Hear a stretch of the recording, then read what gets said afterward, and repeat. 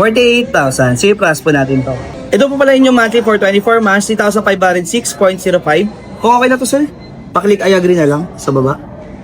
Then, pay with GGives na lang po. Ganun na kabilis yung ating process. So, ito na po yung question po. Thank you very much po dahil po process po kayo sa akin. Ito naman tayo mga boss sa ating panibagong trading series. At ngayong gabi nga pala, meron na naman tayong kamit up na 48,000. At nandito nga pala tayo sa Starbucks Kawit. So, makakasama nga pala natin si Sir. Ano name po nila? Ayan. So, si Sir Rodel yung may-ari ng GGives. Tapos, meron pala tayong special guest ngayong gabi.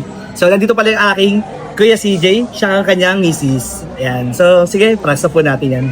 48,000. Sige, press po natin to. Ito po pala yung monthly for 24 months, 3,506.05. Kung okay na to, sir, paklik I agree na lang sa baba. Then, pay with GGives na lang po. Ganun na kabilis yung ating process. So, by the way, sir, taga saan po pala kayo? Molina 3. Yan. So, dinayo pa tayo nila, sir, dito sa Kawit para lang ma-meet up sila. So, ito, pumasok na. Okay na.